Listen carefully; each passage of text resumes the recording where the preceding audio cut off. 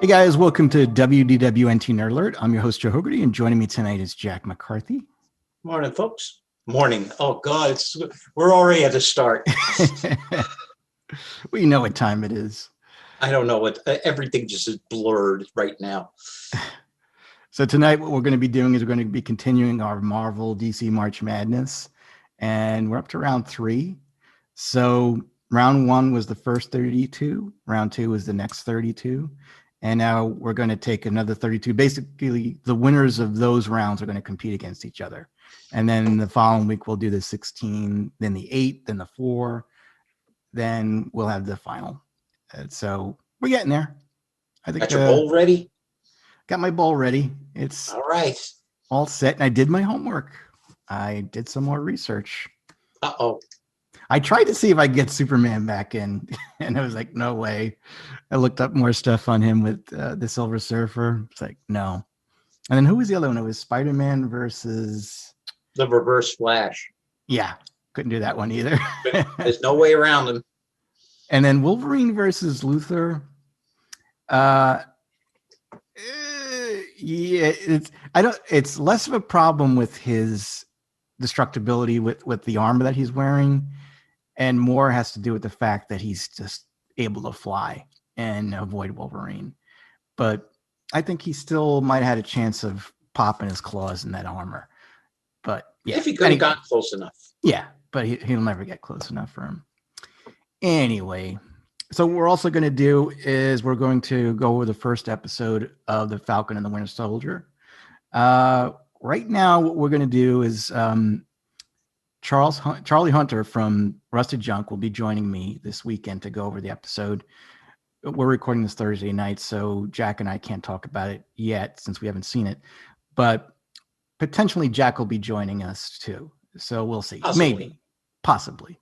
So we'll leave that spot open for him. And we'll see. If not, you got me and Charlie, and we'll kind of go over it.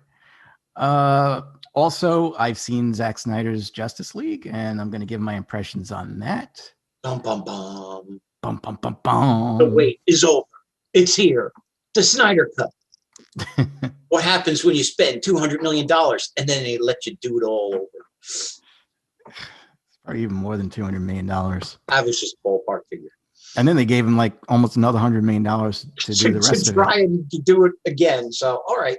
Yeah. I'm curious to hear your opinions on it. Well, you're going to hear it real soon because what I'm going to do right now is we're going to start with the Falcon and the Winter Soldier. So I'm through the magic of editing. I'm going to cut and paste my conversation with Charlie and potentially Jack into this spot. And then I'll give my Zack Snyder Justice League. Joe. Yeah. That's a good call. I almost called you Taylor. Because he's very into Wayne's World. And then we'll do the March Madness stuff. Okay, so we are joined by a good friend and host of Rusted Junk, Charlie Hunter. Hello. Nice to be here. It's great to have you here, Charlie. Thank you. And we're going to discuss the first episode of The Falcon and the Winter Soldier. Absolutely. So, what did you think, Charlie? It was a better first episode than WandaVision. But I don't think that's particularly difficult. It's a difficult achievement. Yeah. Overall, I'd give it... I've got to do full disclosure. I'm a massive fan of the Winter Soldier. I just think he's fantastic. I think Falcon's fantastic. But, you know, I just think putting these two together, I can't wait till it eventually comes together. But I would say solid start. There was a few things I had a problem with, a few things I had an issue with, but 7 out of 10. 7 out of 10. Yeah. Okay. Yeah, I think so. No. Okay. Well, I'll tell you what I think. My WandaVision score was 2 out of 10. Mine was 0 out of 10. All right. Yeah. So I agree with you, Charlie. I really like this episode. And right from the start, it puts WandaVision to shame.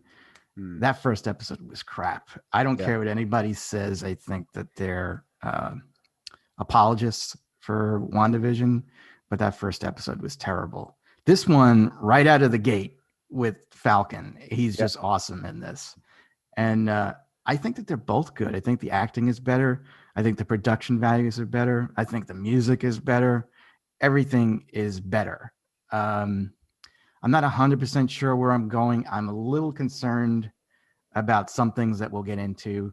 But this was fantastic. I mean, I can easily see this. This could have been a movie if they wanted to. Yeah. Especially that opening scene was fantastic. That's the best I think that we've ever seen the Falcon in the MCU or anywhere else, you know. Yeah, absolutely. I like Anthony Mackie and Sebastian Shaw. I think they're really good actors. And I forget who the name is of his sister. I like his sister too. I think she's very natural. Yeah. And I'm looking forward to it. What a few hesitations, which again we'll get into. Yes. But yeah. I give this an 8 out of 10. Wow. Okay. So yeah, I mean, I really, really enjoyed it. So I guess we'll get into it. So I have questions for you. Okay. And you know what? No, and we'll get to them. I'm going to say one thing. Even though Jack is not here and he's the Encyclopedia McCarthyic when it comes to Marvel, guess what? I'm the guy for this one. Yes. Because I collected this series when it was going on. And so I remember this.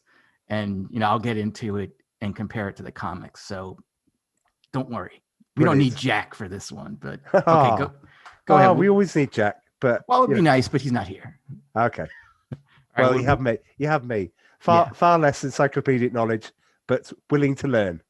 Okay, so what questions do you have? Well, I guess we're going to skip right to who's the guy at the end? Oh, that's John Walker. Okay. Okay, and here's where my knowledge comes out. Okay. So John Walker was in the comics. And basically, he started as a villain. I think he was called a Super Patriot. And he, fought Captain America. But eventually, he becomes Captain America. Because it's similar what happens is Steve Rogers is basically asked by the government to work for the society that is, let's see, what is it called? The Commission for Superhuman Activities, which is kind of like what happened in Civil War, where they wanted to keep an eye on superhumans. And Steve is, nope, not going to do it. So he resigns as Captain America. So they bring on, the new guy, John Walker, and he's the new Captain America. And at the time, the fans were kind of screaming for Captain America in the 80s when this happened, to be more like Rambo, because Rambo had come out and they were really into that. Right. Okay. And he was an American hero, but the writers didn't want to disrespect the whole image of Captain America, of Steve Rogers as Captain America. So they created this new character, John Walker, to fit into his shoes, basically. And he's more aggressive. He's kind of like a bit like the Punisher. He kills people, he carries a gun and all that stuff. And he wears it, we'll get into it. I'm jumping ahead of myself. But what happens in issue number 350, which I have in my box, and I love it, and it's an awesome cover. Cap comes back, I guess a couple issues before, and he comes back as the captain, and he's in a black costume now. But, he's got like, red, the flag sort of in his costume. It's really cool. Anything that's black in a costume is pretty cool. Like when Spider-Man went to the black symbiote suit. Yeah. And Superman, he wore the black costume. Iron Man, War Machine was black and gray. It just is really cool. So that was pretty damn cool. Like when I saw that, I was like, oh, I like that. But here's what I don't understand then. How can, Steve Rogers created to be, a super soldier, right? Bucky to a lesser extent. Who can step into the shoes of Captain America? I mean, John Walker was. Well, what makes him so special? Why is he super strong? He is. He was experimented on, where he now has the the similar powers to Captain America. Oh, okay, all right. So that made sense, and that's what we'll get into when we start talking about. I as I said to you, I defer to your knowledge. If you want like really obscure 80s film knowledge, come to me. So Yep. each to their own. So what happens is basically Steve Rogers comes back as the captain, dressed in black. He gets a new shield from Black Panther, and they go at it. Both John Walker as Captain America and Steve as the captain. And Steve is victorious, and he takes the mantle over as Captain America. And then John Walker gets Steve's new shield, that Black Panther made for him, and almost the costume too. And he becomes the U.S. agent, who is a superhero in the comics. Not as well known. Is this what we're going to see then? Do you think this is what we're going to see? They're messing it up already. Right. Okay. But this is the movie I would like to have seen that we're never going to see, because they're substituting Falcon in for Captain America, and I think that would have been much better to see two superhuman soldiers go at it, as opposed to someone that has no powers and can fly. But that's my end of the comic book history on John Walker. Oh, thank you.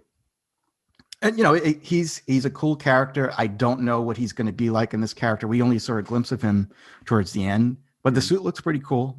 Kind of like it. Well, yeah, absolutely. I mean, I've got to say, right at the start, there was a part of me that was watching. I mean, that is a great start. That's straight into the action, straight into what they've been doing. I'll get to that in a moment, but the action value straight up there.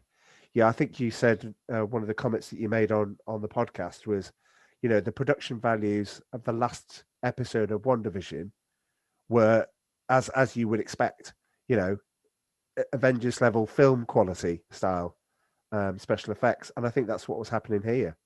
Yeah, I think it was. I did predict he would go through the helicopter at the end, because I just thought that's how it's going to happen. But he was brilliant. My concern is, are they trying to position him as the next Iron Man? Because now he can fly, he's got a HUD, he's got armor, he's got. I'm just wondering if the parallels are there, even though Cap gave him the shield and said, I'd like you to take the mantle. Well, I sort of thought of that in a way when he said that he's using Stark technology, which makes sense, because I guess he had gotten his stuff in the MCU from either S.H.I.E.L.D. or the government, his Falcon flying gear or whatever. You would think that Tony would upgrade it, and it would be more advanced. And it is. I mean, does so many friggin' cool things that I can never imagine. And when I used to read the comics, I was a huge fan of the Falcon, and they used to have like some comics would be just Captain America, but when it was Captain America and the Falcon, that's the ones I collected, because you're getting two for the price of one. You were getting two heroes for the price of one. Yeah. Now, back then, Falcon was not or Sam. He wasn't a superhero, but he was cool. And instead of like this tech that he had feathers. But it was cool. It was the most flamboyant suit and everything. And he had a Falcon, an actual Falcon, with him on his missions and stuff like that. I loved it, and I thought he was a great character. It's definitely one of my favorite characters in the Marvel comics. Absolutely. But I like that they're making him more colorful, like with his suit, because originally it was gray, and now he looks more like the Falcon to me. Right. But yeah, the whole Tony Stark tech, I can see what you're getting at. I think they're trying to get everybody to replace Iron Man, like in a way they were trying to do that with Spider-Man, with his suit. Don't even say that on a podcast, Joe. if we're an Iron Man house, apparently, even though I'm Team Cap. My daughter and Amanda are huge Robert Downey Jr. fans, so they're Team Iron Man. So but nobody can replace Iron Man. I'll speak for Amanda from Rusted Junk. She said that can't be done. I think that what they're going to do, though, 'cause I think they're having an upcoming series. The one who's going to replace Iron Man is Riri Williams, which I never liked the whole idea of this. It's a 15-year-old black girl is going to replace him in the MCU, potentially. Not a huge fan of that, just because 15 years old is just a little too much. Yeah. It's like Spider-Man when he first started. He's still a kid. Yeah, absolutely. And I don't like when they do that. It's like they're always going for like the kid angle. I know kids read comic books and everything, and that might pump them up more to see someone their own age in their shoes. But I've always been a fan of adult Spider-Man, when he's gotten his stuff together and he's a seasoned veteran of being Spider-Man and not learning how to do things. And the same thing with Iron Man. It's like, this is just basically going to be, how do I use this tech? No one believes in me. And then boom, she saves the world or whatever, or a city. Anyway, let's get back into the show. Can I point out one of my annoyances, which is also a positive? Okay. That's kind of going to sound strange. Anthony Mackie's a great actor. Yeah. I mean, he could, no. The problem is that I think the writers let him down right at the start, because all he kept saying is, I can't take this on. This is too much responsibility. And it's almost like we get that because we saw that at the end of Endgame, where, the initial thing was he didn't feel like he could, take this on. But it almost flogged that in the first bit. And they were like, we understand that this is a big thing for you. And when he donates the shield to the Smithsonian, you're like, well, it's for him, that's kind of like closure. Well, I can't do that. I can't take that. But I think it just repeated it too much, too many times. But Anthony Mackie is a great character, so he pulls it off.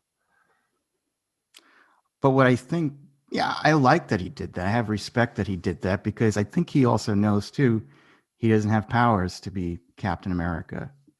And before, I guess, even John Walker, I could be wrong. Maybe John Walker was first. Bucky became Captain America for a while. And again, the problem is it's kind of like when comic book sales started to go down, they kind of introduced like some kind of exciting storyline to bring the fans back. So they might kill off Captain America and then bring in another character to replace him. But Steve Rogers always comes back, because there's only one Captain America, just like there's only one Batman, there's only one Superman. Even with Spider-Man, they did that. There was a guy called Ben Reilly who was his clone, and they replaced him for a while as Spider-Man. And although people enjoyed it, they wanted Peter Parker back. And same thing. What was the other one too? Was the Spider-Man with Dr. Ock, the Supreme Spider-Man. They loved it, but they were happy when Peter Parker came back. It's like so we got to get Steve Rogers back at some point. He will be back. I don't care what anyone says right now at Marvel Studios. He'll come back I'd say within the next 3 years, I think. Oh, right. Okay. But my problem that I don't like what they're doing is I think that they're going to, somehow play race against or introduce it. And I don't think it's needed. I don't think it's always needed. It seems like they do that more and more. Do you think so? I didn't get. I mean, there was one minor annoyance that I had with that. I will get to that later. Well, with the banker? Yeah. Yeah, I did too. You want to talk about that? Well,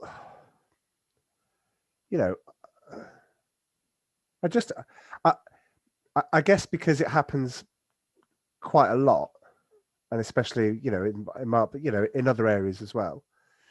Once you spot it once, you can't unsee it, and then you're looking for it. So some of the things that you talked about in WandaVision, which is all the people that saved the day and all the people who are the evil people, it kind of pushes them into two camps, and I don't think there's any need for that.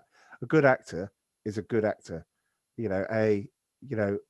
regardless of that. But they made the the bank manager out to be a sort of caricature of himself. It was painful because, you know, he asked for the selfie. He took the selfie, and then he was gushing and he was saying, it answered one of my questions, by the way, on how superheroes make money. And I know you talked on one of your podcasts about Superman and Lois, and them going, well, we don't have the money to afford the farm. And you're like, you're Superman, you know, why can't you get these things? And it was good to see that context, where he said, isn't there some sort of fund that superheroes can take from? You know, and he says, well, yeah, people are very generous and people can put into that sort of thing, but no, there isn't this sort of thing. Hence why I'm here. And then instead of making it a very empathetic scene, whereby you're like, yeah, where are you getting the money? You've got government contracts, but that's not enough for you to get this. It's not enough to satisfy the deal on developing the boat, which is what they want to do. But it's almost like, yeah, let's stop this in its tracks. Yeah, is there any chance I can have a selfie of you with your arms out? And I went, wait a minute, where's that going? We've already sorted. You know, he's like, I'm a big fan. But then they just had to make him out to be the bad guy, and it just seemed unnatural. It just seemed like, why did you do that? It didn't make any sense. It doesn't make any sense because he knew he wasn't going to get him the loan as it was. And it just kind of like paints him as a bad person. Like, but who would do that? I mean, what type of banker would even do something like that? Almost like rubbing it in your face. It's like, well, it's too bad you can't get a loan. I think that they could have played him better, you know, saying, look, I'm really a fan of you and I'm really sorry. And I would like to give you a loan. I'll try my best, but I don't know if I can. It's just unfortunate that the way the banking rules work. Like he could have blamed something like that, but right. But my issue with all this, though, is to me the biggest villain is Tony Stark. He should have created some sort of fund for all of them. You know, like put money aside for everyone he was working with. What about Pepper Potts? You know, he can't go to Pepper Potts. She has to have billions of dollars, not a billion, billions of dollars. Right. And I find it hard to believe that Sam has been doing all this Avenger work out of the kindness of his heart. I don't think any of them have. They have to have gotten paid somehow. Falcon was getting government contracts. What's that? Which he tried to put down as collateral and say, look, I do government contracts. Like even that last thing that he did recently by saving that military soldier and all that stuff. It's not like he made $600 off of that gig. I mean, I'm sure he made a lot of money off of that. Yeah. But I think that I think it's insane to think that they really weren't being compensated for their work, especially since they say they brought back the people after the snap and then they saved the whole universe. So not only might they get money from the government, the people of this country, some rich benefactors or something like that were happy with their work, but probably aliens too, because they saved them too, you know? So I find it very hard to believe that he's piss poor broke, right. You know, or if it is, it's just a stupid system. And again, I blame more Tony Stark, knowing that he had all that money. It's the same thing. I had the same problem. I know it's stupid. It's comics, but Peter Parker is living in a crap hole apartment in Queens. And look what all the stuff that kid did for him. And he's kind of like his protege. Why not set him and Aunt May up? And they did do that in the comics, but they didn't do it in the MCU. It's like, yeah, you're fine. You know, I don't think I could be wrong, but he could have given them like, well, here's $500,000. You're a good guy. You know, and there was a line after that. So they had all the food in the back of the truck.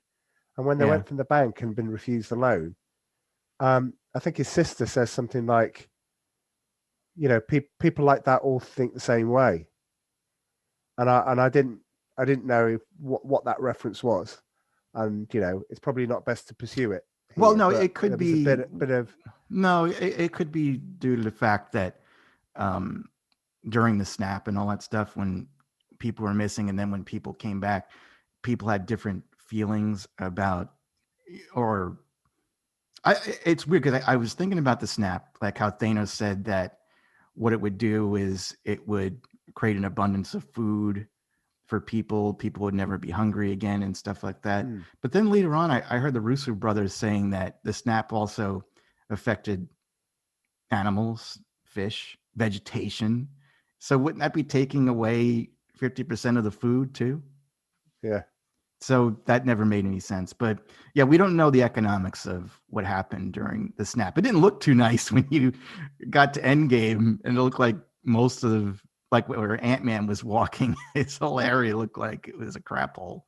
So the fund is for everybody that took part in that final battle in Endgame. So Doctor Strange doesn't need money. Thor doesn't need money. Howard the Duck definitely needs money. So he all he does is plays guitar and gigs and stuff. So it's duck food, right, or bird seed or something.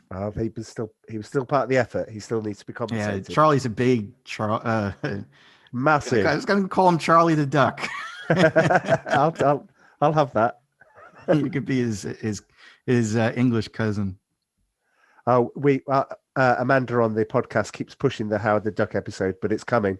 It's coming. Oh, she's pushing it away. She's pushing it away. She really doesn't want to watch the film. No, I want to hear it though, because I think it should be amusing. Anyway, that's my only Howard the Duck reference. But he is part of the battle in Endgame, so he does need to be compensated.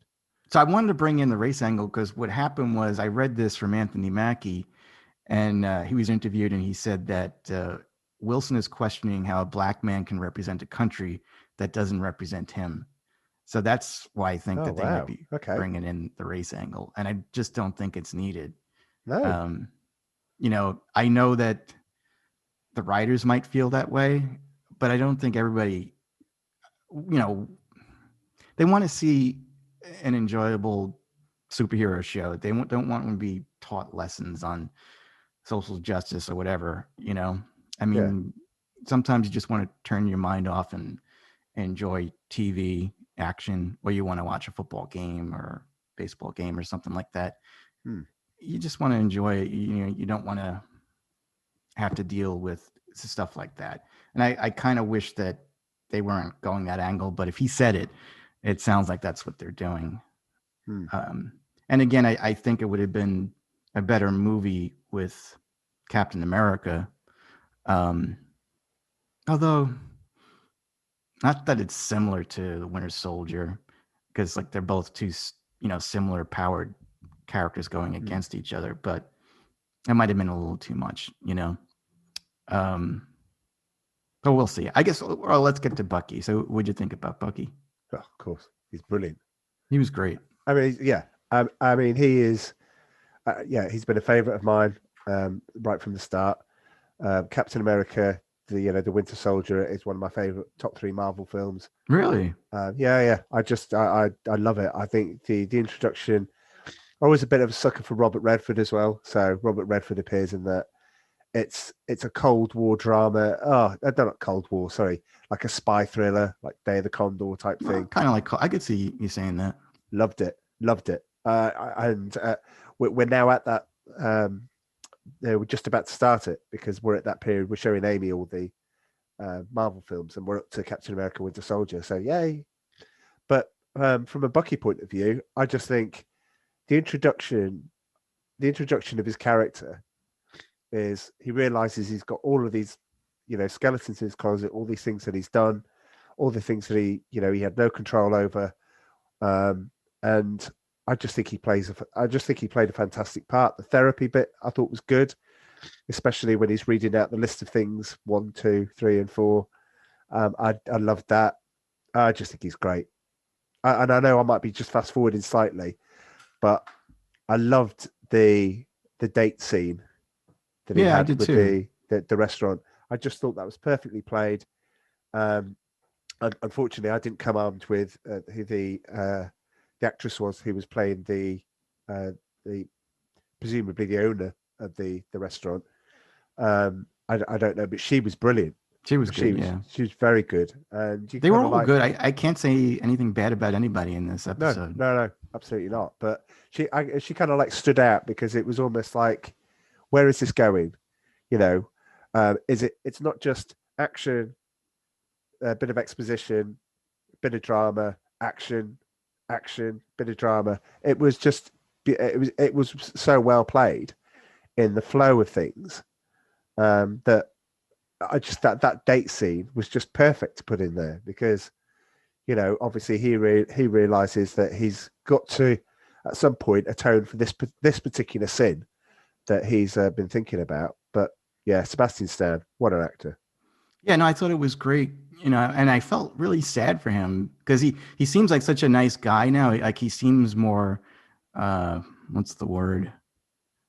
Humane, like, like having the relationship with the older Asian man and trying to Yeah. break up the fight and everything. You could see like he really cares for the guy, and you didn't know why he cared for him, but later on you found out about his son. But it's sad because he's still haunted by his memories of his assassinations and that he killed innocent people too. And you definitely feel for him for that. And it reminds me again, like, of Iron Man and the loss of his parents and, that conflict. But yeah, I mean, he's, if memory serves me correctly, when he finds out in Captain America Civil War, that's just a bigger moment for him as it is for Tony Stark, because he's like, yeah, was me. It's his, the fact that he wasn't in control and doesn't remember, it doesn't make it any less damaging for him. It doesn't make any more, disturbing for him. But I think Iron Man says to him, he goes, "Do you remember it?" And he says, "I remember all of it." So again, he was under someone's control. Yeah. But for some reason, like I thought that's what the Black Panther and Wakanda were doing, that they were working to kind of remove those memories or help him deal with, because he said that he didn't want to be awakened until he was back to normal or rid of his programming and stuff like that. Yeah. But it's unfortunate again that he's got to deal with that. That's really got to suck. But I will say, there was a couple things I thought was cool, that he was wearing gloves, because I was thinking, it's like, yeah, if I was on a date and I had a robotic arm, I think I'd hide it for the longest time until I was ready to show her. And I liked that they were playing Battleship with shots. That's genius. Writers, that's genius. I love it. I never even thought about that, but that's got to be a fun way to play Battleship. Why are you looking at me like that? I'm trying to read your mind. And then she gets a hit and he misses. That's brilliant. Yeah, no, it was pretty cool. Yeah. I don't know. You think we're going to see any more of that Asian man? Did he basically just write him off of his list? What, the guy that he's looking after? Or yeah. The guy that, yeah, I think it's got to come into play. Whether or not that's supposed to be a throwaway, he'll never go back to the sushi restaurant. He'll never talk to the old man again. I think that's the case, because they got to meet up. Falcon and the Winter Soldier. Yeah. But as opposed to, he's got to confess at some point. I know he bottled it when he went to, knock on the old man's door at, after his date, which I assume must have been about 11:30 at night. I thought he was going to kill him and put him out of his misery. All right. Okay. I'm glad he didn't. He's atoning for his past, Joe. He's atoning for his past. You can't tell his therapist that. Yeah. But I think at some point because we'd seen in the trailers that both the Falcon and him end up going to that therapist. So who knows? Maybe the Falcon will come towards him. I don't know. We'll see. Absolutely. But who in the world don't getting back to your point where, he wears the glove and tries to hide the arm. Who in the world doesn't know who the Winter Soldier is? The snap brings everybody back. Okay, there are complications we've seen in other areas where we've seen from the One Division point of view. We've seen it from the Spider-Man Far From Home intro, where everybody comes back, and the effects of the snap. But who doesn't know who these people are? I don't know, because again, you got to realize 5 years have passed, and he was gone, and a lot of people were gone. The people that knew him at the time, like the public, probably have forgotten him. And I'm sure that it's not on record of every single superhero that saved the world to the public. So it's possible he can blend in. He's a little more clean shaven. He's got shorter hair. So I could see people. But if that had happened in real life, they'd have made countless Netflix specials introducing you to each character and the role that they played. And but they would be everywhere. You never know what happened with technology after the blip, Okay. Again, because it looks, some places look pretty desolate. So maybe half the technology was taken away too. Well, maybe we just have Amazon Prime and Netflix got zapped away, which I wouldn't mind. Amazon Prime doesn't make as good a series. No, they don't. But I mean, I haven't have Netflix. It's just too expensive now. But it's so funny. They keep cornering me like an ex-girlfriend every week. And I never turn off the emails because they're so funny. It's like, Joe, we miss you. Why haven't you come back? It's like, you can start at $8.99 and we can get our relationship going again. And then they're like, Joe, did you know you just missed this program? Didn't you like something like this before? Why are you waiting? And I get a kick reading these emails. Anyway, I'm like going off on a tangent here. But these are questions. These are questions to be raised. I know they're not like, oh well, let's make some trivia out of it and let's just explore that. These are real world questions. Why are these people broke? Why are these people aren't being mobbed when they're walking down the street? Why isn't he, when he goes to the fish market, is going, whoa, whoa, whoa, whoa, it's Falcon, and everyone starts coming, around. It would happen with Tony Stark. It would happen with Thor. It would happen with the others. And you kind of like, and why wouldn't it happen with the Falcon?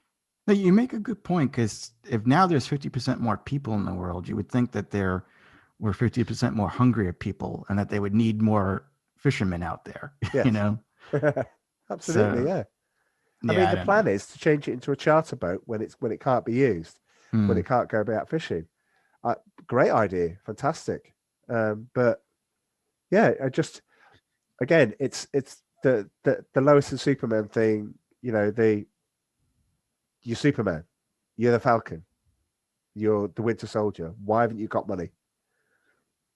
Yeah, I'm sure he could fly somewhere too and find a pot of gold. Absolutely. Instead of having to go underwater.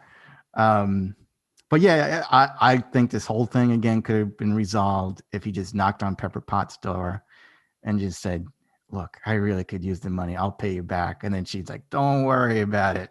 Because it's probably like giving him like $100,000 is like giving somebody $5, for her. So, but let's just say that everybody that came back from the blip and is thankful to all the people that did something, all donated $1.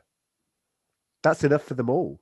Oh yeah, and plus I think that banks would have a regulation, kind of like where people that saved everybody from the destruction of the universe, they don't have to pay for coffee, they don't have to pay for meals, they don't have to pay taxes. I think that they would get a break. Like he's just got to show a card. Yes. I was at that battle and killed Thanos. But they're making him like, well, where were you for 5 years? You were like gone. So it's like, that's not my problem. Yeah, well, it should be a big piggy bank where everyone puts $1 in. Anyway, you know who I was pissed that was in this episode? Go on. War Machine. I can't stand Don Cheadle. Yes. Yeah, well. It's like, you got to put him in there. Why didn't he ask him for money? Yeah. I'm sure he's got a lot of money. I'm sure Tony left him some money in his will. Oh, I would have thought so, yeah. You would think so. I don't know. I just don't like that guy. Every time I look at him, I just think he's too old to be War Machine. He's too thin. His head's too big. I just don't like. Again, I'm a huge fan. I was a huge fan of War Machine in the comics, and it's just so opposite. It's like if you cast Pee Wee Herman to play Clark Kent and Superman. That's kind of like how I see it with War Machine. Well, I'm not a fan of Don Cheadle, and I'm not a fan of Don Cheadle because of the appalling, and I do mean appalling, accent in Ocean's 11. That's dreadful. I never seen that because George Clooney was in it. And you know what? If you want to upset a nation that quickly, then you just get an accent like that, and every English person goes, oh, sorry, every British person goes, what? what's that? So yeah, I never forgave him for that. So pretty much, my War Machine, my roadie will always be the original in Iron Man. Me too. Yeah, Yeah. Terrence Howard. Oh, he's amazing. Yeah, he would have been so good. He's an incredible actor. He's got incredible presence. He knows exactly how to play the character. Can you imagine what it would be like if he was allowed to continue and he became? Oh yeah, and I think he would have gotten shape too. You know, like Chris Evans and all them. Yeah. The perfect War Machine would have been Idris Elba, because he's got to be big. He's got to, be a good-looking guy. He's got to be useful. Yeah, they just messed that up. But yeah. Well, at least you have a proper British accent. Which is he shouldn't have a British accent as Sam Wilson. But I'm sure you guys do a good job. Let's hear your American accent. We can retcon it back in, so we could put Idris Elba in Ocean's 11, and then make it all work somehow. No, I was going to say, can you do an American accent? No. All right. I could do a British accent. Go on. Skipping time. That's my Dick Van Dyke Cockney accent from Mary Poppins. I didn't recognize any of that. Yeah, it's like if you didn't have the screen on, you would think Dick Van Dyke was here, right? Right. Well, yes. Anyway, let's move on. I thought I was going to do an American accent there, but I can't follow that. All right. Mine would just be from New York, and it'd be, hey, forget about it. Oh, that's pretty good. I thought Joe Pesci was there for a second. Wow. Oh man. So this group, the Flag Smashers, do you think somebody that we know is behind this group? Don't know. It's certainly intriguing. I assume he was in military intelligence, the guy that the Falcon was working with on the ground at the start. That he talks to in the coffee shop and says, Joaquin. We've got these things. I thought he was dead. I mean, Me too. They killed him off pretty quickly there. And I thought he was a traitor too. Oh right, okay. I didn't get. Well, no, when he put on the mask and all that stuff, I didn't think he was going covert with them. Right.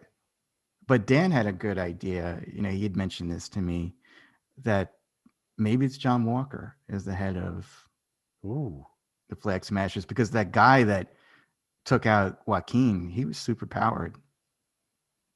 Oh yeah. I suppose so. That would make some sense. Yeah, I'd love to see where that goes. That I don't know. Obviously, there should be some backstory from a comic book type approach, whereby, because we're not following the comic books, we're having to play the sort of guessing game.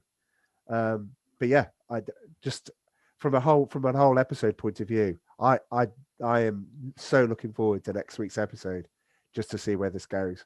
And we've only got 6 episodes, which is good. One Division's 9. So maybe when you piece them all together, it'll still be shorter than Zack Snyder's cut. And it'll just make one big Falcon and Winter Soldier film. It might be, because they say an hour, but these credits are always so damn long. They're like about 10 minutes long. Yeah. So it could be. You could be right. Yeah, but I think it's off to a good start. Definitely. All right. So I guess that's it. Yeah. Don't you have anything else? No. I just think we've covered everything. It's a good time to be a Marvel fan. Probably not as good a time to be a Star Wars fan with what's going on over in the Star Wars universe at the moment. But I do think that Cassian Andor will ride to the rescue on that. I hope so. I'm a big believer in that. He's a great character, a wonderful character. But yeah, let's see where this goes. You want to give yourself a plug? Oh, plug for the podcast. Well, yeah. So the podcast, I've been on this before, but for new listeners, my podcast, or our podcast, sorry, between myself and Amanda, my partner, we look at forgotten 80s films. So we look at Howard the Duck, which we will do, but also things like Iron Eagle, but Ferris Bueller. I think the definition of forgotten movie has been stretched for a while. So we just do what we feel like it. But in a complete turnaround, I was joined by a very good friend of mine, Dom, who joined me to do horror because Amanda said I'm not doing any horror films of the 80s. So he joined me to do Nightmare on Elm Street.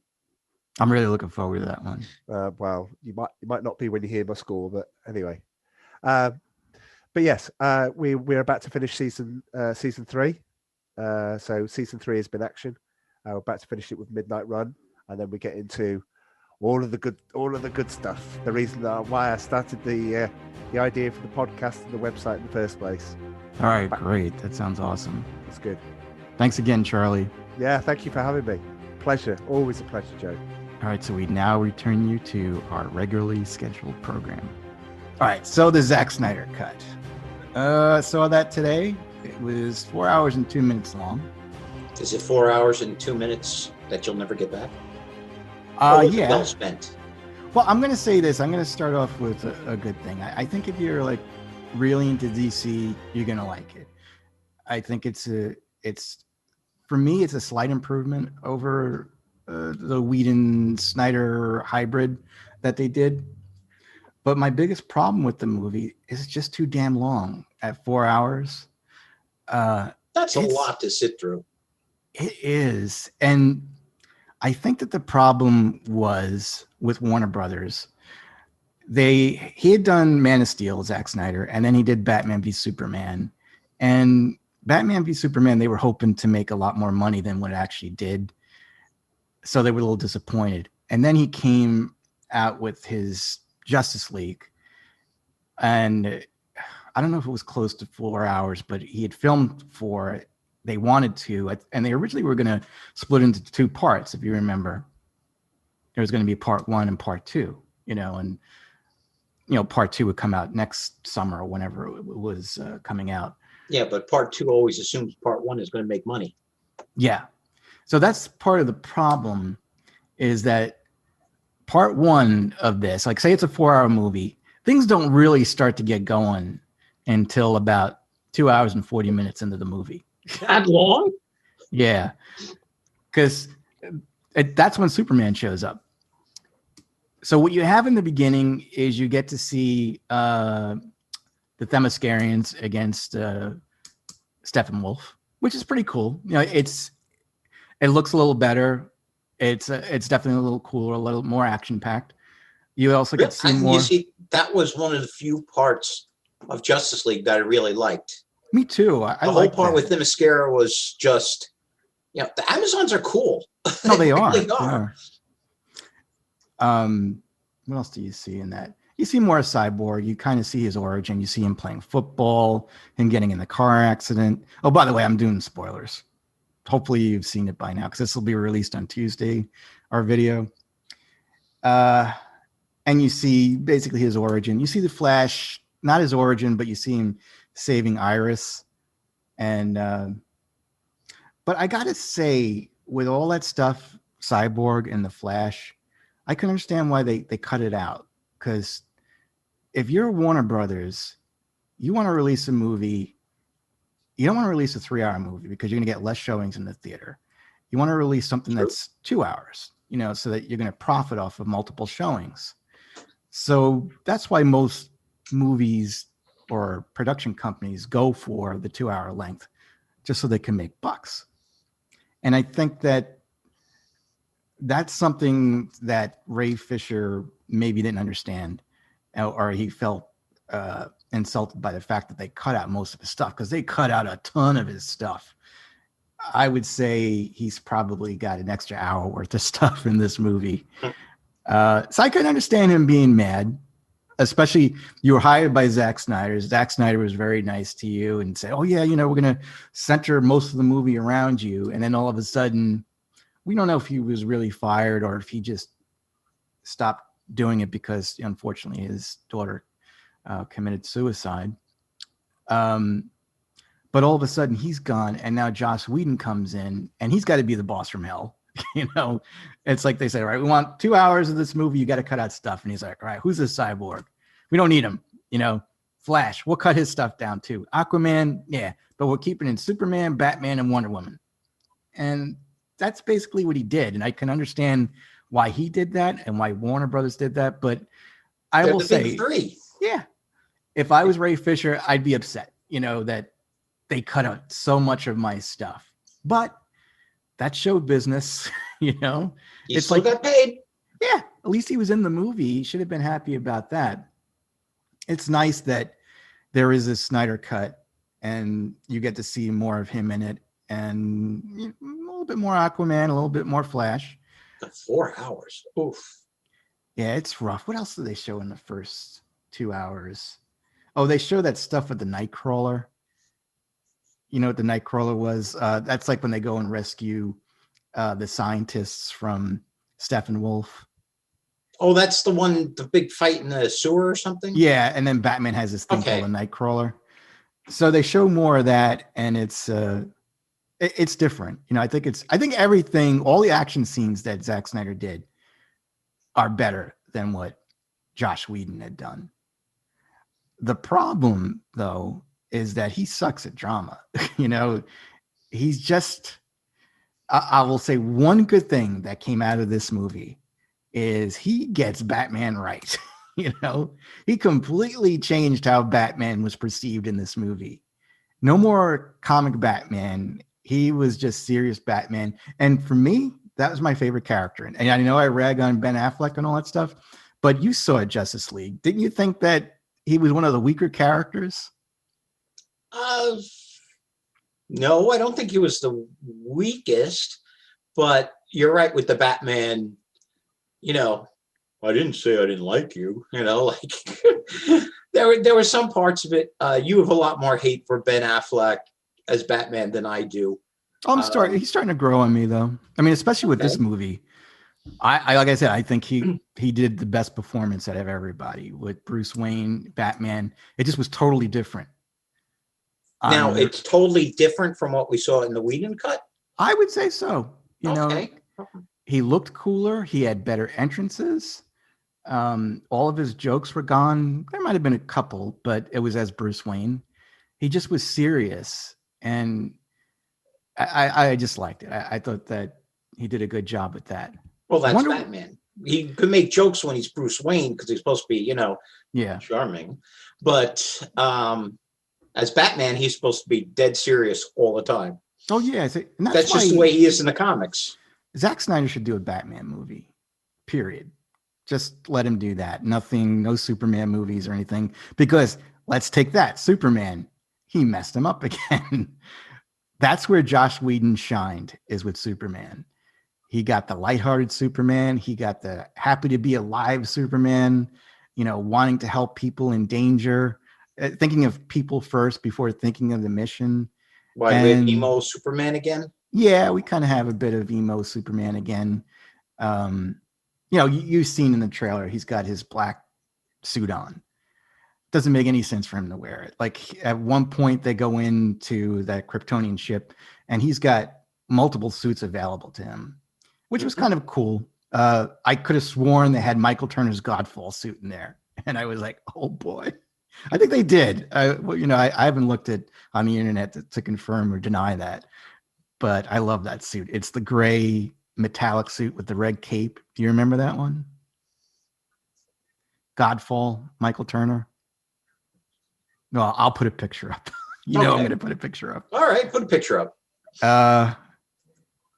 But he ended up choosing the black suit. They don't say why.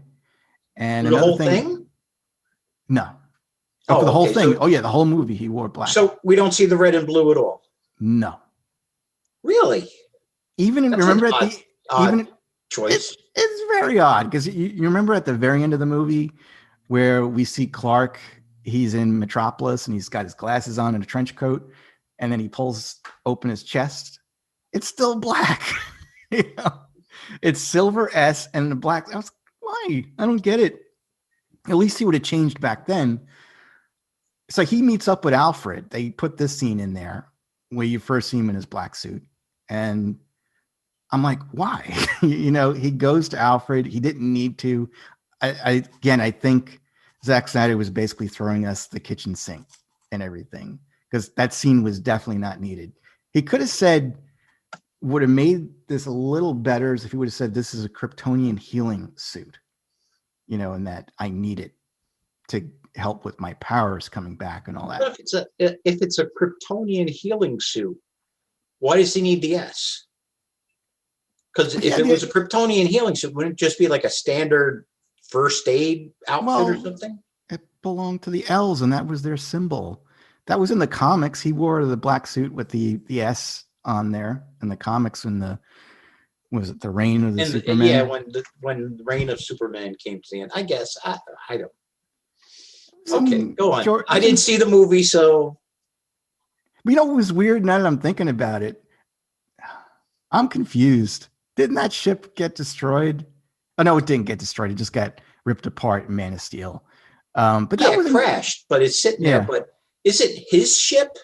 No, that's like somebody that came like 20,000 years ago or something like that. So why do they have his suits in there? Am I right? No. Unless computer Jor-El somehow sewed them before he came. I don't know. Or when he. Well, he does have all those robots. Yeah. The reason that ship lasted was because those robots are going around maintaining them. Who knows? Maybe the Jor-El AI had some control over them to say, you know what? It had to be quick, because he just put that S in there. Like in that when he went into the ice, popped the S in there, and then Jor-El pops up and basically tells him to follow him, and then all of a sudden he's got a suit. So they must have been fast sewers. Anyway, replicated. A little bit of Star Trek thrown in. There's a lot of, you have to suspend disbelief in this movie if you want to enjoy it. Well, for most movies, it's like that. I'm very nitpicky. Suspend a lot of belief in these movies, all of them. Yeah. What else? Who else? Wonder Woman. She's basically the same. There's a couple of more scenes with her in it. Aquaman. I just don't get Aquaman at all. That's just, I have a question for you. Why is Aquaman so powerful if he's a breed between the Atlanteans and humans? Wouldn't that make him less powerful? Well, all Atlanteans, to survive being in the depths of the ocean, have to be much tougher than humans anyway. Yeah. So maybe it's sort of like Marvel tried to do with Namor, how he's a mutant because of the mixed species or something. Don't know. I don't recall Aquaman ever having a moment like, finding, the magic ring or drinking a super serum soldier. He was just always Aquaman. Same way Superman has always been Superman. I don't remember there ever being a power-up moment for Aquaman. He just was born that way, the Lady Gaga bit. That's horrible, Jack. Well, that's how DC, a lot of it they just avoid. No, I'm saying you're singing, not your theory. That's a little better. At least I can recognize that. But I think in the movie, I only saw the movie once, Aquaman, didn't he have the trident that kind of helped him get a little more powerful? Well, the trident, Poseidon's trident gives him control over the water, control over the tides and all that. That doesn't make him stronger. But the reason they all want it is because that gives you control over the oceans. Oh, it doesn't make you stronger. Like, I guess it lets you control sea creatures a little bit better, lets you create tidal waves if you need to, so it's usually powerful, but it doesn't make the wielder super powerful. Reluctantly, as far as I know. I should watch that movie again. You could. Yeah. It's on HBO. And this isn't a case of, you would watch it again to see how much you hate it more. No, I might. A lot of times I'll watch a movie a second time and I'll like it more than I did the first time. Yeah, but a lot of times you watch it to see. First viewing, you hate it. Yeah, it's like the second viewing is I really hate quantifying how much you hate it. Yeah. And you're a movie maker's dream, Joe. I am. Here it is. Jack liked the movie. He went and saw it once, but who cares about him? Let's go for Joe, who hates everything, and he's going to go see this movie 3 or 4 times just to find everything I did wrong in it, which is fine because he's paying admission. Well, one thing I want to say, I kind of jumped really quick into the movie and stuff like that. When I first saw the movie in theaters, I liked it. And I kept texting Eric. We were going back and forth because we were both seeing it at the same time in different states. And at the end of the movie, I gave it a 9. He gave it a 9.5, Justice League. I don't think I even saw it in the theaters. Well, I did. But part of it was they finally got Superman right, for me anyway, with this whole DCEU. He wasn't Christopher Reeve, but he was kind of like the Superman that I was missing in Man of Steel and Batman v Superman. And I think that those are my rose-colored glasses, my Kryptonian-colored glasses. And but when I saw it, when I purchased it, and I saw it at home, it went down. Like I gave it a 7. I think that reviewers, and I'm pretty sure reviews have come out already. They're not going to like this movie because it's a 4-hour movie. It's not Gone with the Wind. It goes at a snail's pace. And you really, if you're going to enjoy this, you have to be a real DC fan because there's a lot of stuff in there for you. And it's tough because there's a lot of good in this, but there's a lot of unneeded stuff in this. But there's also a lot of good stuff in Whedon's version too. There were some things that were missing. I wish they would have included, like that whole Pet Cemetery thing. I don't remember. What was the Pet Cemetery? Oh, well, they were talking about if they brought Superman back to life, they wouldn't know if like he would be the same person or if he would be evil. And then Flash says like Pet Cemetery. And then when they see Superman, he starts freaking out. And he's like, just like Pet Cemetery, I thought that was a funny line. Did they leave it in? No, they cut it out because Whedon had done that. They cut out the Superman and the Flash race at the end.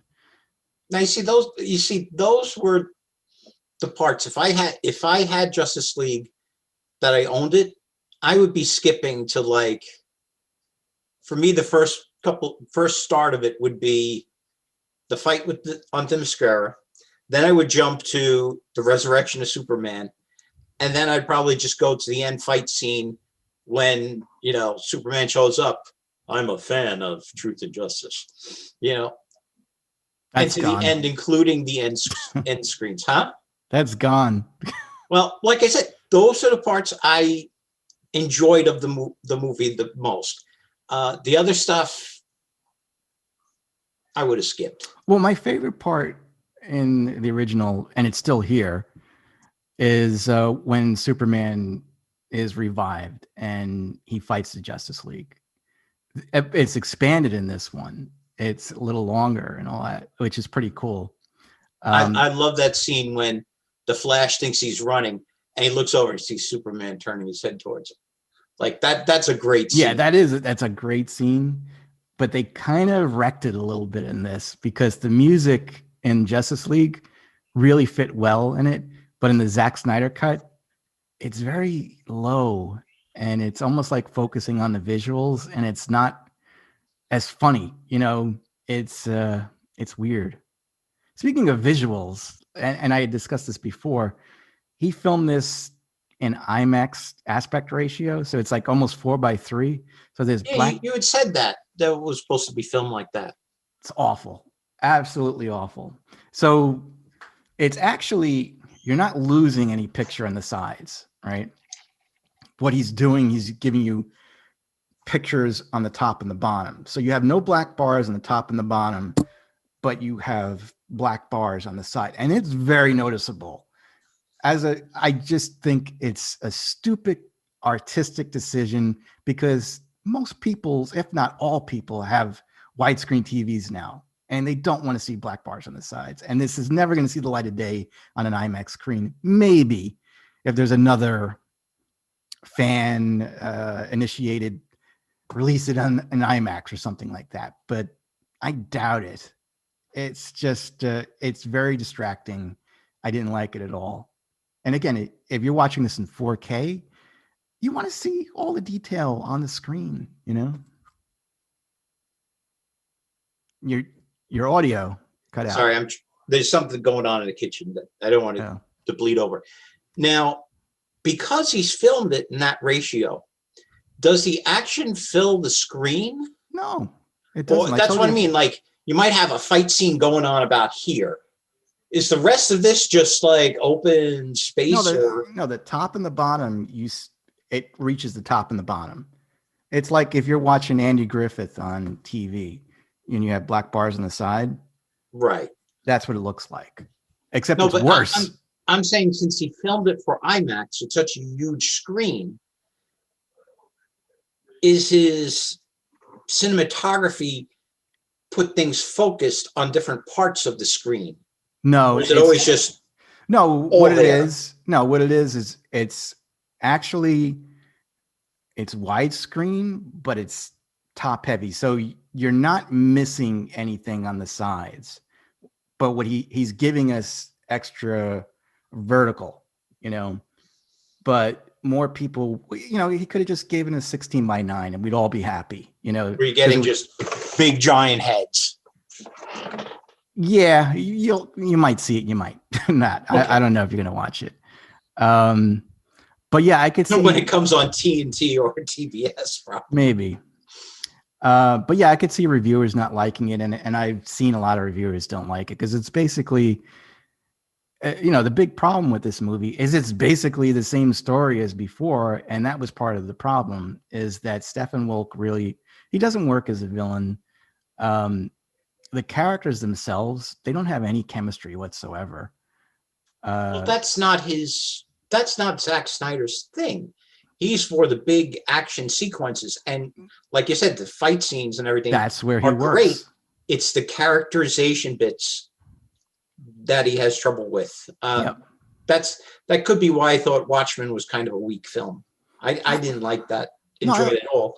I like Watchmen. I like 300. But 300 is nonstop action from the setup all the way through to the end. There isn't really much characterization, you know.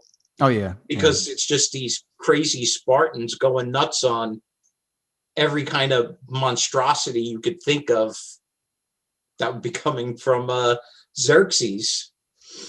You know, here come rhinos, here come elephants, here come whatever, you know. That's 300. That's all about the fight scene. And that's why it's a great fun movie, because it doesn't pretend to be anything else. But like you said, with these characters, yeah, you kind of want to see some interaction between Batman, Superman, you know, Flash and Cyborg. You want to see that kind of interaction. And that's not his strong point at all. Well, it all stems with Warner Brothers, with their decision. They saw Marvel was doing great with their MCU, especially with Avengers. And they were like, we got more popular characters than the Avengers, and we own all our characters. Mm-hmm. So it's like, let's just jump right to Justice League. I mean, they did Man of Steel and Batman v Superman and all that stuff, but they should have went the path that Marvel had done by giving each character their own movie first, instead of just rushing. Yeah, I think so. I don't think they'd even have to do that. By building in those character moments, you should get enough of the information about who these characters are and what they're about. So you don't need the individual setup for each movie. Marvel did it, and Marvel did a great job with it, but you don't need to do that. It's just, what do you have to do?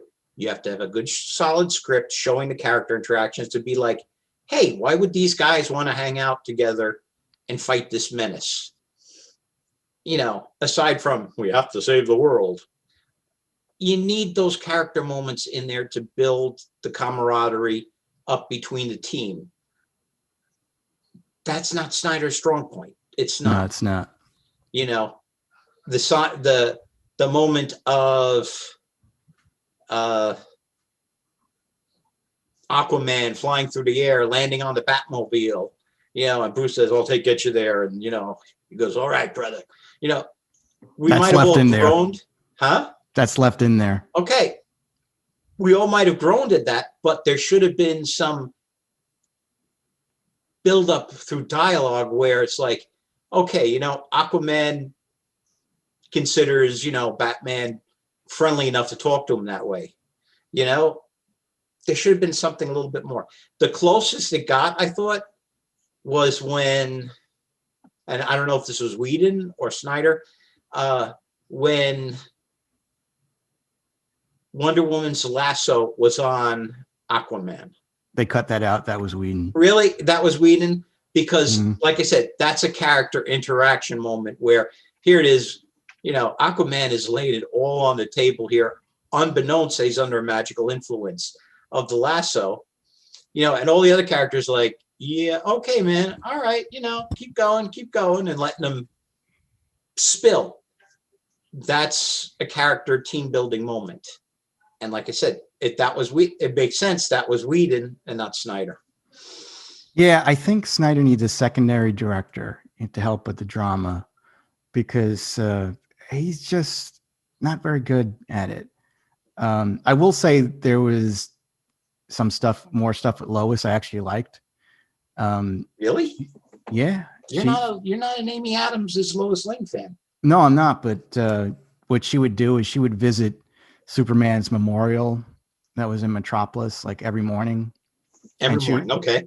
And she would bring the cops coffee, you know, and they would say, "Oh, hi, Lois. It's good to see you," you know, and all that. And that was kind of cool. And you know what's kind of cool too? When you first start watching this movie, it's like you've never seen any of this before. It's almost like a brand new movie because there's different camera angles, there's a little different storylines, and it's kind of cool because you have two Justice League movies that you can choose from now, and they're almost completely different. I would say the thing that is mostly the same is the Superman fight against the Justice League. And maybe that part with the Nightcrawler.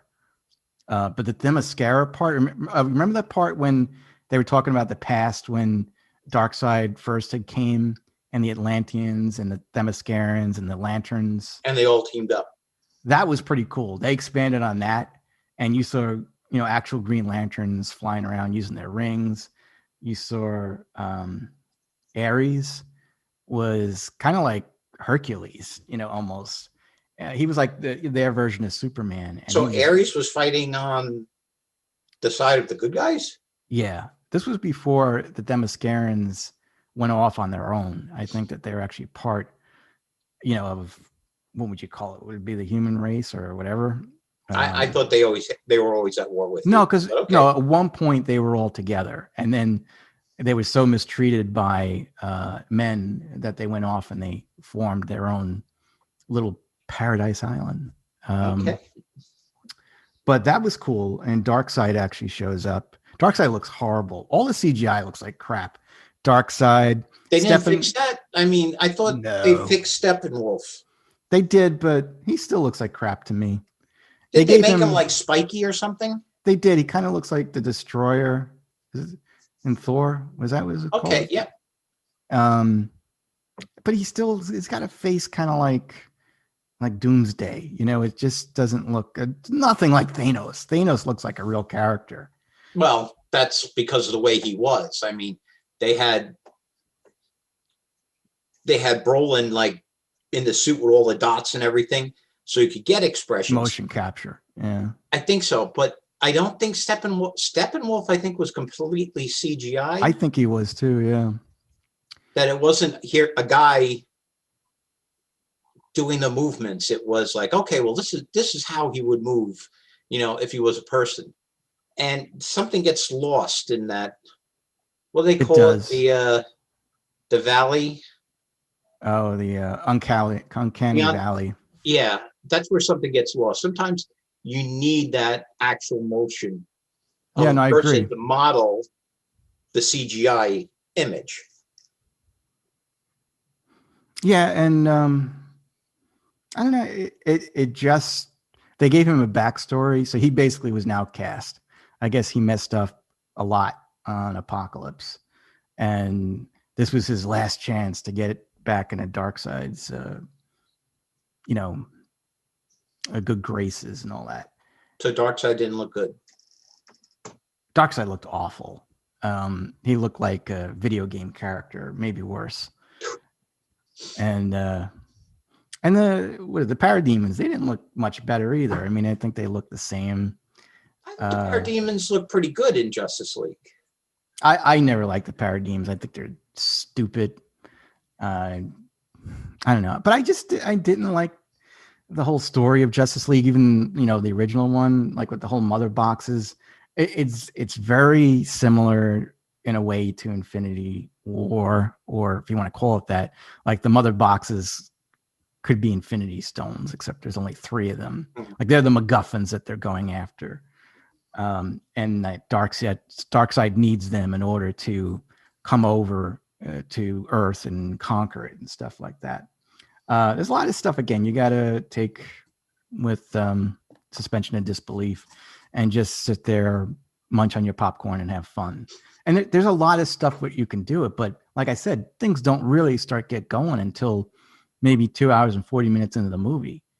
And that's why I think Warner Brothers didn't have faith into releasing this into 2 parts, because I think people would have saw the first movie and it would have been like, it wasn't very good. Yeah, they really need Superman. They should have never killed him off. It was a stupid decision on Snyder's part. They should have just brought him back sooner. And the way they brought him back, how much sooner could they bring him back? He was brought back in the next movie, No, I mean within the movie. If you have a 4-hour movie and it's 2 hours and 40 minutes before you bring the guy everybody wants to see back, somebody should have said, Zach, why don't we push this up a little bit and give Superman a little bit more to do? And I think he's got less screen time in this one too. Really? Yeah, because like when he shows up at, when Steppenwolf is trying to attack Cyborg with the mother boxes and all that, he shows up at the very end and he kicks a lot of ass. He's pretty, they all kick ass really well because, again, he's really good with action. But I think some of the stuff that they did in Whedon's action was pretty good too. It's tough, I would probably give Whedon's version a 7, and I would give this a 7.5. Oh, that's pretty close. Well, the problem again, it's just I can't see myself watching a 4-hour movie again. The only way I'm going to watch this, and I did watch a little bit of it before, is with my remote control. Just fast forward through all the stuff and get rid of all the dialogue stuff. You don't need that. It just was. It's okay. Again, I know some people are going to love it, but I know some people are going to hate it too. It's definitely no Avengers. If they were trying to accomplish something like the Avengers, they failed. I will say this isn't the 100% redemption of Zack Snyder. It's not at all. No, it's not. And I really don't think they should give him anything. I'm going to say it. I don't want to mention any names, but there are some people I'd follow on YouTube, and I really agree with most of their reviews. They were giving this thing really, really good reviews, and I was so excited for it, like in the middle of the week. And then the next day, I saw they had an exclusive interview with Zack Snyder, and I was like, wait a minute. They sold out because they made it look like this was the best DCEU movie ever made. No way. Nope, not at all. I want to talk about, though, the end stuff, though. Like there's an epilogue at the end. and it's cool, but I feel like he kind of threw that in there to try to convince fans to give him another shot. For Justice League 2? Yeah. Because what you see is the post-apocalyptic world that was in Batman v Superman, you know, like where he's got the dream sequence, right? Yeah, he's got the trench coat. So in this one, you basically have a new Justice League. It's Batman, it's Cyborg, it's Flash, it's Mira, it's not Darkseid, Deathstroke, and it's Joker. That's your new Justice League in this post-apocalyptic world. Mm-hmm. Did they make any inkling why Batman is seeing the future? He fell asleep again. He fell. It was in his dream. Yeah. No, they don't. They really don't say it at all. But again, it looks like what happens is they don't show it, but Lois probably dies because they say, "Oh, you have to save Lois," and Superman just flips out, kind of like the Injustice video game. I don't know if you ever played that. Well, I read the first book. Yeah. Of Injustice. Well, the first trade paperback. I know the first book was like 50 issues or something. I read like the first 10 in a trade paperback. Yeah. That was a good concept. I didn't stick with it, but I get where they were going with it. It wasn't bad. Yeah, so he kind of freaks out after Lois dies, and then Darkseid kind of takes him under his wing. He kind of comforts him. He puts his big hand on his little shoulder. And that's when you see Superman in the red and the blue. But everywhere else. He goes to dark side, literally. That makes no sense. See, I would have given him like a more regal costume, like almost like, you know, like some evil emperor king or something like that. But no, they gave him the red and the blue. But again, I think and then he wakes up, right? Bruce wakes up. Wait, who wakes up? Bruce. Another bad dream. You know? Oh, this is another one of his dreams. Okay. Yeah, it was another one of his dreams. And then all of a sudden, he kind of gets a knock on the door, and it's Martian Manhunter. And he's basically says that, I think after all this, it's about time that I help you fight. And I recently watched Man of Steel. I watched Batman v Superman. Where the hell were you, pal? Because you were in Man of Steel. You know, it's the general. You know who Martian Manhunter is? Well, he's a general now, I'm guessing, for what you just said. Yeah, you know the general. You know, he's a African-American general that's in Man of Steel. Is he the one that is yelling at him because he trashed a satellite? Yeah. That's the Martian Manhunter? That's Martian Manhunter. But that's why it doesn't make any sense. This is, again, like Star Wars, where Snyder says it was all a plan. No, it wasn't. Because he's like, why did you destroy the satellite? You know? And it's like, why didn't he help Superman out when Zod was attacking? Why didn't he help Batman and Superman when Doomsday was attacking? Instead, he launches a missile at Superman while he's in space. It's just a load of crap. It's just revisionist crap that Zack Snyder's do. I think he reads fan theories and he basically steals them and he just adds them. Well, Marvel does it too, where, you know, the kid in Iron Man 2 was Peter Parker with the little repulsor glove. Like, come on. Yeah, that's true. But or the old guy in Return of the Jedi is now, you know, that's Captain Rex. That's him. You know, come on. Like I said, the person that had the most screen time added to it was Cyborg. So I'm sure Ray Fisher is happy. I think a lot of people. Well, he won't be showing up too much more. So. Yeah, I can't see them inviting him back after this. No. You know? No. I think a lot of people are going to have problems with the 4:3 aspect ratio. It just looks so weird. I'm just looking to see if I missed anything. There's no Russian family in this. I hated that. That was annoying. Yeah. That was. It's like he brought the family from Ultron over to Justice League, Whedon. Yeah, that was just dumb. But like I said, there's a lot of things to like in it. It's just way too long. This movie could have been 3 hours, and I think it would have been a much better movie. And again, it's kind of like, like when a kid makes something and it's good, and he keeps touching it and touching it and touching it because he wants to improve it, and then it's just not the same.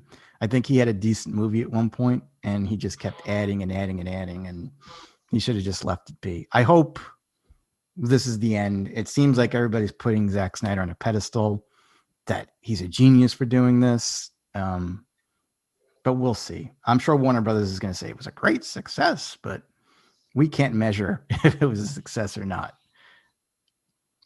Anywho, I guess that's about it. Okay. All right.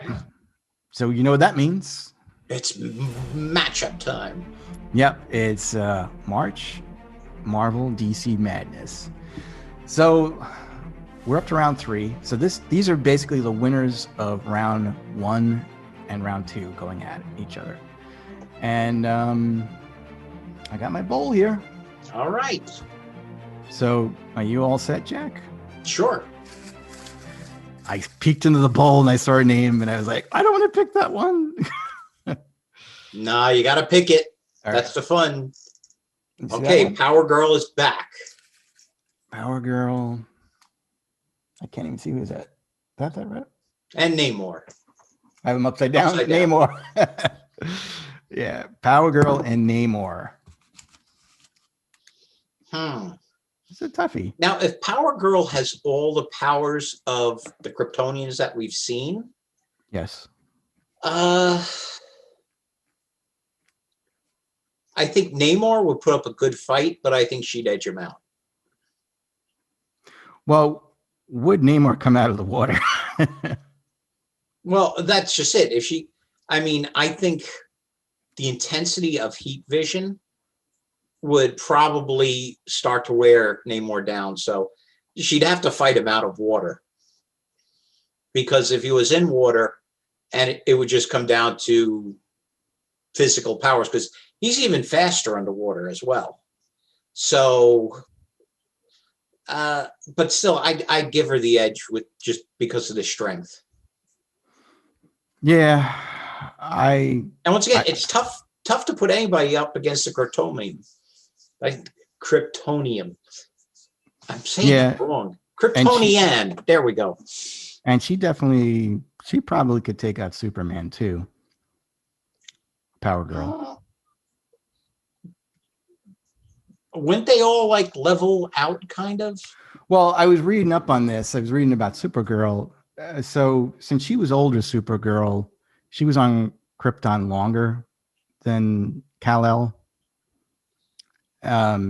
So she retained more from Krypton, like with her cells and her body structure. Yeah, but it is the Kryptonian cells. Kryptonium. Why am I saying this? The Kryptonian cells that absorb the solar energy. So Superman's been on Earth longer than she has, Power Girl grew up on her own. She was in another dimension or something. Yeah, she's in another universe. So I would say her and Superman are closer. People have said Supergirl is faster, I think, than Superman. So I think they all kind of max out at some kind of line. I have Supergirl is stronger than Superman. She was older than Superman when she left Krypton. So if Superman is super because the gravity of Krypton was denser than on Earth, then by that same logic, Kara should be much stronger since she was physically a full-grown teenager capable of all basic physical abilities. Okay. Science. I can't debate your research. It's DC. Anyway, yeah, we're giving her the win,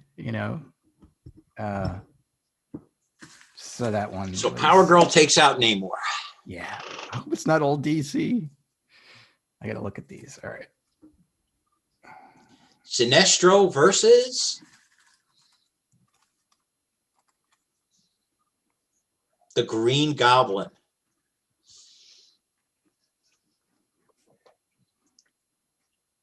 I would have to, even though the Green Goblin is formidable, I would give it to Sinestro because with the power ring, Sinestro could just immobilize the Green Goblin, put him in a yellow construct and squeeze. I don't think the Green Goblin would be able to go toe to toe with him. Yeah, the only way is the Green Goblin would have to get the edge on him. He'd have to first catch him in flight, which his glider's pretty good, but his glider's good, but it can't travel between planets. No. And Sinestro, like Hal Jordan, always has the glow around him. So Hal Jordan usually always has some sort of shield up. Sinestro, being evil and paranoid, I'm sure he has that thing on all the time. So the Goblin may hit him and sort of knock him off course, but not going to hurt him. And once Sinestro knows he's actually being attacked by him, I think Sinestro would, like I said, here's a construct and just start to squeeze it. Yeah, no, I agree. Can't beat Sinestro, Gobby. Well, and that's just it. The Goblin isn't powerful enough. Like, if it was Namor versus Sinestro, I think Namor would be able to withstand the pressure, and is much stronger than the Goblin, that he would probably put a better fight up. But the Green Goblin just doesn't have that kind of power to go against the power ring. And I think Namor would be smarter than him too. More cunning. Probably. Than Sinestro. All right, next one. Cyborg Superman versus Green Lantern Hal Jordan. Man, these lanterns and these super people. That would be a good fight. I don't think they've ever gone toe-to-toe in the comics. I don't think so. But that would be a good fight. I didn't realize that Cyborg Superman is as powerful as he is. He's extremely powerful. I mean, let's face it, he was able to pull off masquerading as Superman for a while. And I mean, and just because you might shatter him, he's still able to retain his consciousness, and even if his arm gets broken off, that arm can still move and shoot a ray or something. Cyborg Superman is tough. Like I said, that would be a good fight. However, I would give it to Hal Jordan. I think Hal Jordan would figure out a way to immobilize, contain Cyborg Superman somehow. Yeah. I mean, he is the Green Lantern. I think he would. I think it would be Hal Jordan, but I think that would be a good fight. Yeah, that would be. I'm going to agree with you with that one too. I can't see him beating Hal Jordan. Hal Jordan's definitely up there, I think, with a lot of these people on this list. So, and again, I mean, I'd like to say I know more about Cyborg Superman. I think he was on like a shuttle mission or something like that. Hank, what's his name? Hank Henshaw or something like that. Yeah. And something happened to the crew, and I don't know. He became Cyborg Superman. He was like one of the few crew members to survive, and he got the powers of Superman, but he also, I guess, lost some of his body and was replaced with. Well, I think he was able to build himself up to have Superman relative strength or something. Yeah, It was a long time ago, Joe. Yeah, it was. But no, he's been around though. He's been around, but I honestly don't. You remember his origin better than I do. Yeah, I mostly remember him from. I was reading one of those crossover ones, the Fantastic Four and Superman, mm-hmm. and he was in that. Oh, really? Okay. Superman, And so was Galactus. That's when Superman became a herald of Galactus. Mm-hmm. And that was a fun crossover. That was, artwork was pretty nice too. I think, I could be wrong, but I think it was Ron Lim. Not on that one. I think that was Stan Jurgens. All right, maybe you're right. The cover was awesome. Wasn't that a Hildebrandt? I'm not sure. Ron Lim was Silver Surfer, right? Ron Lim was mostly Silver Surfer. Yes. Yeah. Anyway, that was a fun. I was gonna say cartoon, comic book. All right, next one here. Let's see here. Oh, here we go. One of my favorites. Azrael versus. It's going to be like someone super powerful. The Mandarin, yep. I like Azrael too. I love the costume. I love the storyline, but no, the Mandarin would take him out. Make short work of him. Yeah, again, I read more up on this, and Azrael definitely does. He's a lot more powerful than I thought he was. And that costume definitely helps him. But he's going to have trouble against the 10 rings for sure. Yeah. Mandarin's just a little too overpowered for Azrael. Just going a little too quick, Jack. Damn you, DC. We should never let you into this competition. Is she going to take it? Supergirl versus Supergirl wins. Well, hold on, pal. Oh, here we go. Wait till you see who she's up against. Okay. Nope, Surfer. He jumped the gun a little too quickly. I jumped the gun. I didn't think you'd pull out the Silver Surfer yet. So last time we had Superman versus the Silver Surfer, right? Mm-hmm. So if he can't beat her, if he can't beat Silver Surfer, I can't see Supergirl. And it would be the same type of fight. Yeah. Going quick, my friends. Let me just see if I got anything new on Silver Surfer that I didn't know before. I think I did. I did a little research. You probably knew. I didn't know. The one thing I found out is, he's beat the Hulk several times, but he's had trouble with Thor.